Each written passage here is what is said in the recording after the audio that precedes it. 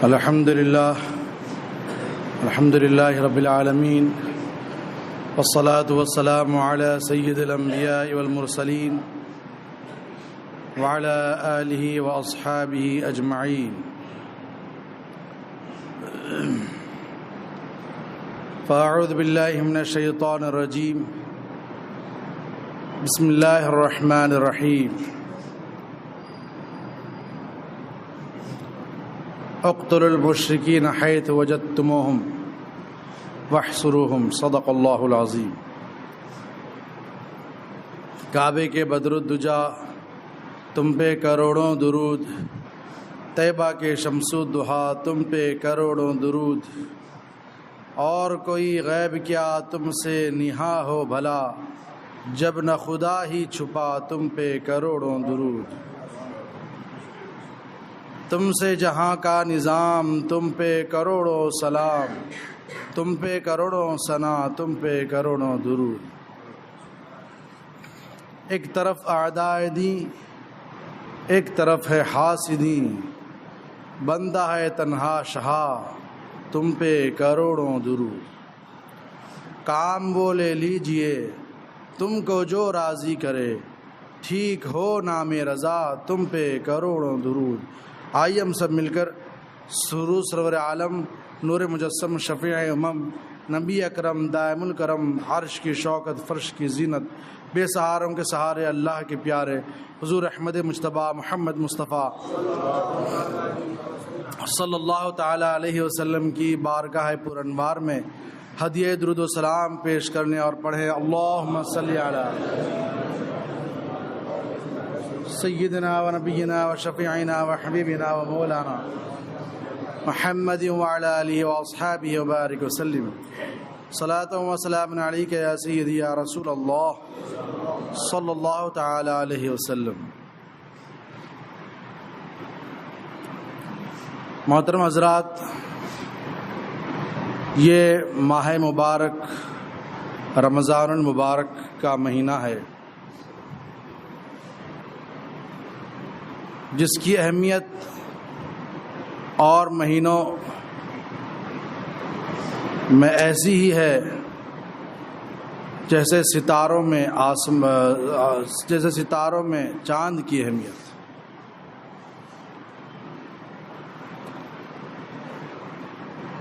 یہ بھی فرمایا گیا کہ حضرت یعقوب علیہ السلام کے 12 بیٹے تھے، سب سگی اولادیں ہیں، مگر ان میں حضرت یوسف علیہ السلام کا ان میں وہ مقام تھا کہ اللہ تبارک و تعالیٰ نے ان کے وسیلے میں آپ کے سارے بھائیوں کی مغفرت و بخشش فرما دی.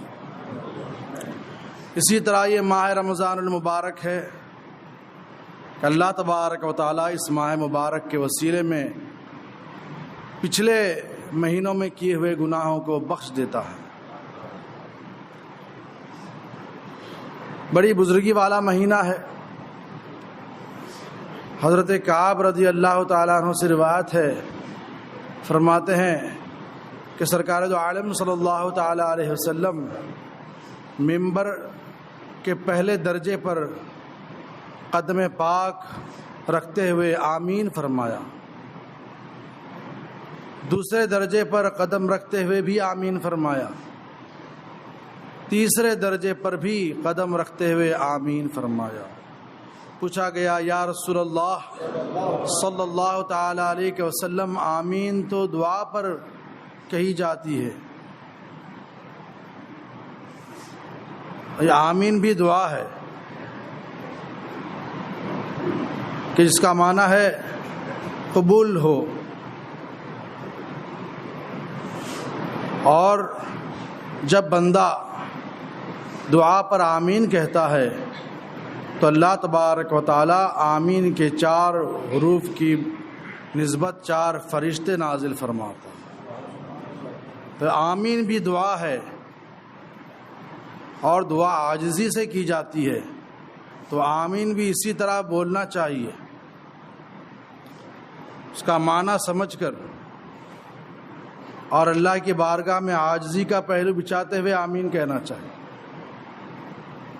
خیر عرض کیا گیا یا رسول اللہ علیہ الصلاۃ والسلام آمین تو دعا پر کہی جاتی ہے، ہم نے دیکھا کہ دعا نہیں کی گئی اور آپ نے ممبر کے تینوں درجوں پر قدم پاک رکھتے ہوئے آمین فرمایا، کیا وجہ ہے؟ حضور علیہ الصلاۃ والسلام نے ارشاد فرمایا، جب میں نے ممبر کے پہلے درجے پر قدم رکھا تو جبرائیل امین نے دعا کی کہ اے اللہ، جو شخص رمضان کا مہینہ پائے اور اس میں عبادت کر کے اس کی برکت حاصل نہ کرے وہ برباد ہو جائے۔ میں نے کہا آمین۔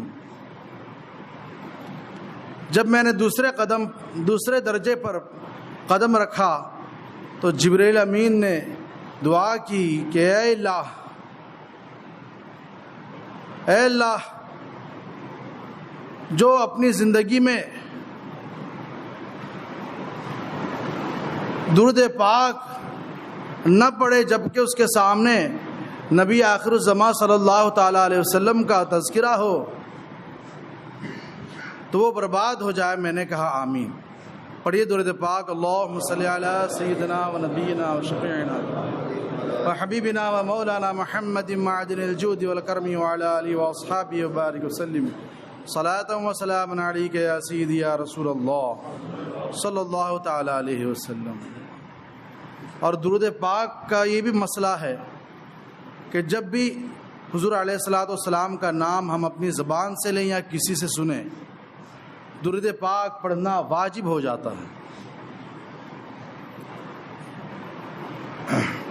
تو حضور نے یہ دعا فرمائی کہ جس کے سامنے میرا نام لیا گیا اور وہ مجھ پر درود نہ پڑھا وہ برباد ہو جائے۔ میں نے کہا آمین۔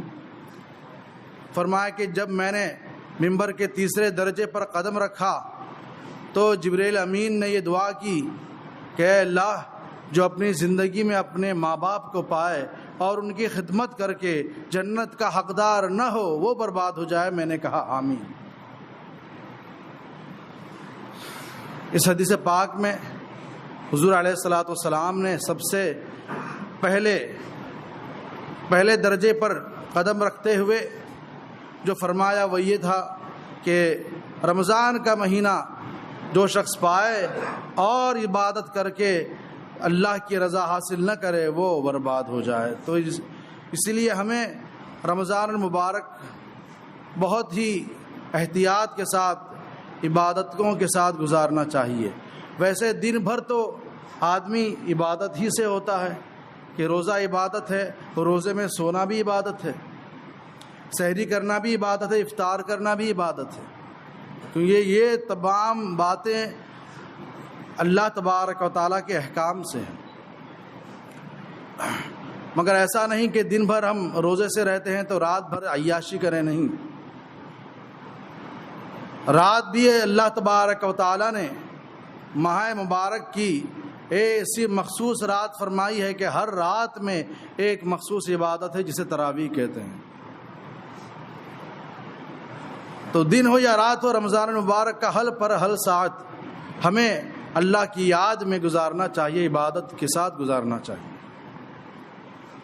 ہم اہل سنت و جماعت ہیں کہ ہم اپنے بزرگان دین اور اسلامی تاریخ کا خیال کرتے ہوئے انہی مواقع کے مناسبت سے ان مواقع کا ذکر کرتے ہیں۔ اولیاء کرام کی شہادت یا وصال کا دن ہوتا ہے تو ہم ان کا تذکرہ کرتے ہیں، کیونکہ اولیاء کرام وہ ہستیاں ہیں جن کی وجہ سے، جن کی رہنمائی سے عام لوگ جو ہے راہ راست پر آ جاتے ہیں۔ اور اسلامی تاریخ کا بھی معلوم ہونا ضروری ہے۔ ماہ رمضان المبارک کی 17 تاریخ یادگار ہے جنگ بدر کی۔ جنگ بدر یہ پہلی جنگ ہے حق و باطل کی۔ سرکار دو عالم صلی اللہ تعالیٰ علیہ وسلم اور آپ کے جانثار صحابہ مکہ مکرمہ سے مدینہ منورہ ہجرت کر گئے، مگر کفار قریش عداوت میں اس قدر بڑھے ہوئے تھے کہ مسلمانوں سے قتال کرنا چاہتے تھے، مسلمانوں کو شکست دینا اور ان سے جنگ و جدال کرنے کا جذبہ رکھتے تھے، تو سارے مسلمان تو ہجرت کر کے مدینہ منورہ چلے گئے تھے، مگر یہاں کفار نے مسلمانوں سے جنگ کرنے کے لیے ایک منظم طریقہ کار اختیار کیا۔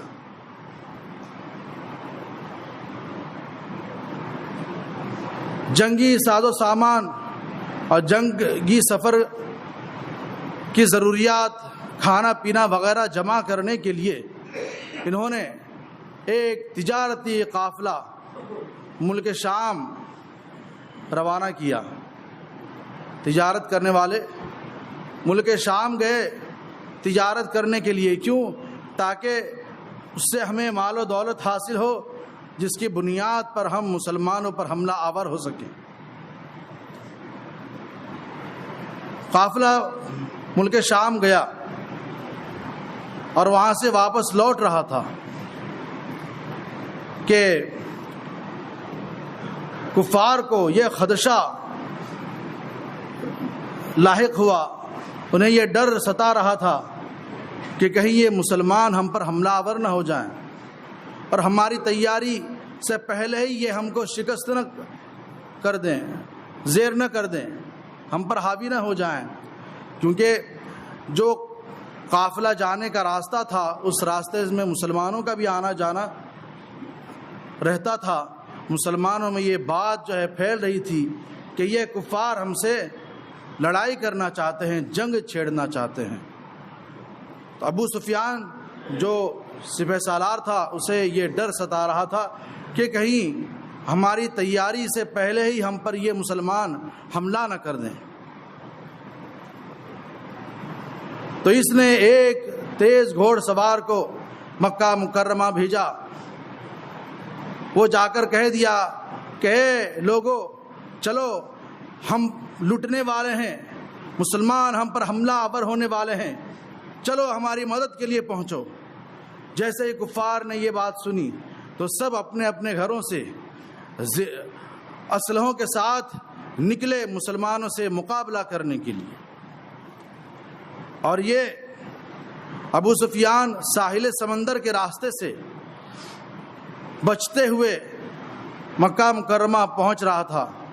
جب اس نے دیکھا کہ اب جو ہے مسلمانوں کا ہم سے سامنا نہیں ہوگا، تب اس نے ایک اور قاصد کو بھیجا تاکہ وہ جا کر کہہ دے کہ اب جو ہے اپنے گھروں پر لوٹ جائیں، اب مسلمانوں سے ہمارا سامنا نہیں ہوگا۔ لیکن کفار کا سامنا ہو گیا۔ وہ کفار جو مکہ مکرمہ سے نکلے تھے مسلمانوں سے جنگ و جدال کرنے کے لیے، وہ تجارتی قافلہ تو چلا گیا، مسلمانوں سے سامنا نہیں ہوا، مگر وہ جو مکہ سے نکلے تھے مسلمانوں کے ساتھ جنگ کرنے کے لیے، ان کا سامنا ہوا، اور ان کی تعداد تھی تقریباً 1000 افراد تھے، اور یہاں مسلمان 313۔